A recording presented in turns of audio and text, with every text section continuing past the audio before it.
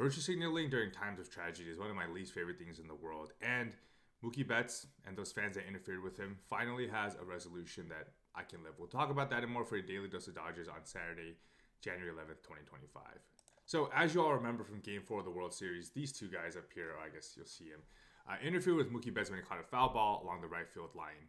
We know what happened. He makes the catch. They grab his hand. They grab his wrist. They grab his glove. Ultimately, they got kicked out that game. And then finally, the Yankees were like, hey, let's suspend you for an indefinite amount of time from Yankee Stadium. Well, it looks like the rest of the ballparks have joined in, and they are prohibited now from entering all ballparks indefinitely. Personally, I think this is still a half measure. I don't know why you can't just ban these two for life. They very clearly honestly try to hurt Mookie Betts. We're way too aggressive, went overboard. There is a little bit of gamesmanship with fans and trying to interfere with foul balls and things like that, but what they did was too much.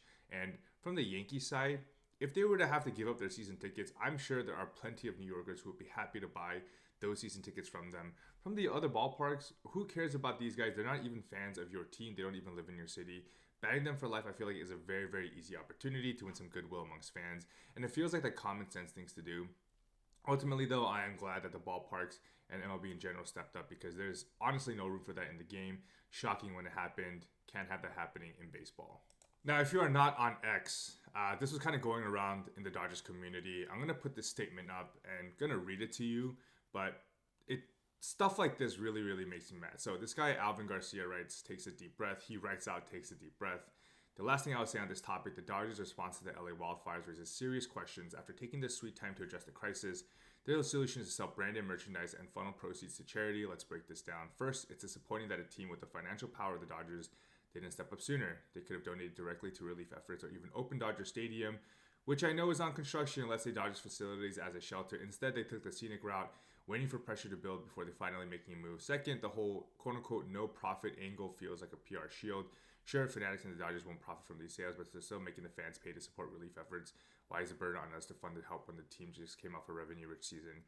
Lastly, let's not ignore how tone-deaf this comes off. Wildfires have displaced thousands, and the best you can do is slap an LA Strong logo on a shirt, call it a day. People need tangible support, not, what is this, slow, commercialized charity efforts. The Dodgers represent Los Angeles, a city in crisis. They owe it to the community to lead with direct action, not with merch sales that scream performative solidarity, and here's a shirt that he's talking about.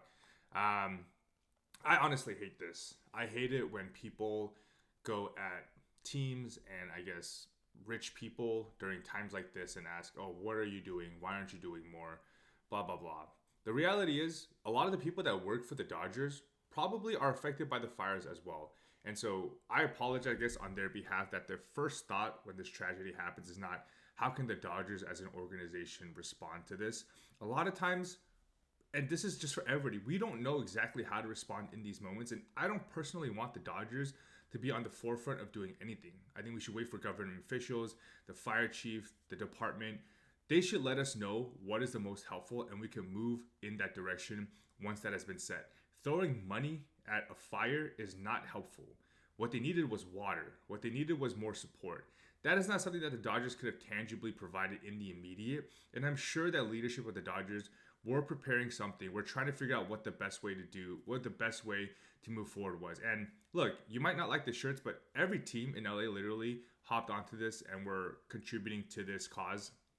At the end of the day, people are going to donate. Why not let the people who are donating get something out of it to represent solidarity as a community, as a city? I just really hate this article that Alvin Garcia wrote, and it is a cheap way for him to be able to try and get clicks and try to give off like he's such a good person. And the crazy, or I don't know about crazy, but the extremely funny thing is that pinned at the top of his account is his link to his Fanatic shop where you can purchase merchandise that would then support him. And look, I'm a content creator myself. I understand that push to try to increase your revenue streams as much as possible. So I don't hate the game per se when they do it, but you post this on the same day that you post that article blasting the Dodgers for not doing much.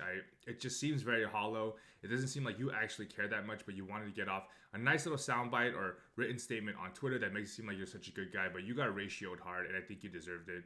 Really poor taste to talk about that in that way about the Dodgers at this time.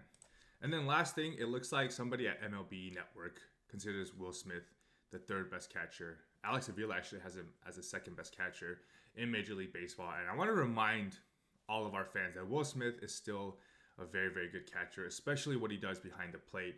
We are all frustrated by what happened in the second half of the season, and we do expect better performance moving forward. But I want everyone to just take a deep breath. Will Smith got a big contract. He will live up to it. I promise you, he will be our great Dodgers catcher for the next decade. And what happened at the end of 2024 was disappointing, but we still won a World Series. So I need everybody to remember, I don't think we played our best ball, but we have so much in front of us that we're going to continue to be able to dominate the National League and MLB baseball for the next 3, 4, 5 years. So everyone, take a deep breath. It'll be fine. As always, go Dodgers.